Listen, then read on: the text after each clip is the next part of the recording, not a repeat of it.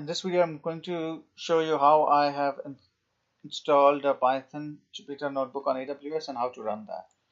So for that, you need an AWS account and you need to know very basics of how to install things on Ubuntu. Once you know how to install things on Ubuntu, then you can install Jupyter notebook to an Ubuntu online. The power to do that, and I'm starting the instance, is that it's going to be your own dedicated server, so you're not dependent upon anybody's server. One of the limitations that we have with Azure is that we don't have the admin rights here to install any terminal. So although we can go to terminal and like this is the Udemy course terminal, and we can find out what's happening at the terminal, but we don't have the admin rights to play along. So this is my bootcamp terminal. If I go to terminal, I'm going to get a Linux terminal.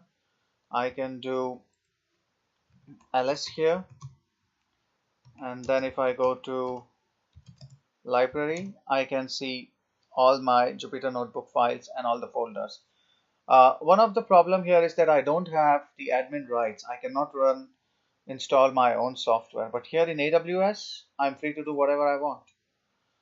So now the AWS has started. To connect to AWS, I'm using git bash, and git bash is a software that allows you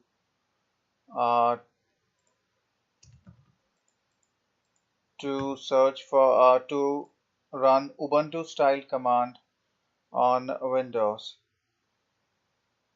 So I'm going to use git bash and I'm going to connect to Ubuntu. If it's not allowing me like that, then I'm going to go to C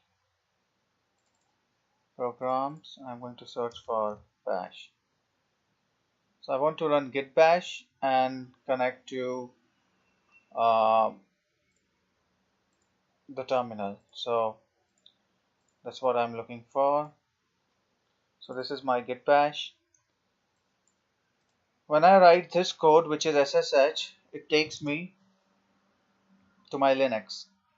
This Linux, Ubuntu, is on AWS. If you see IP here, IP 172.31.29, and this is my Linux. If I want to run my Jupyter, I write no hop Jupyter notebook and run it. And there is a whole process to install that, but I just want to show you something that's possible. And now my Jupyter server is running on my server. So what I can do is I can copy my port and write 8888.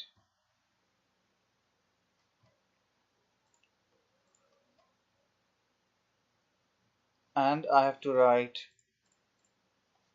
https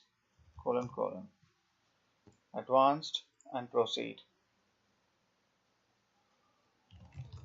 and my password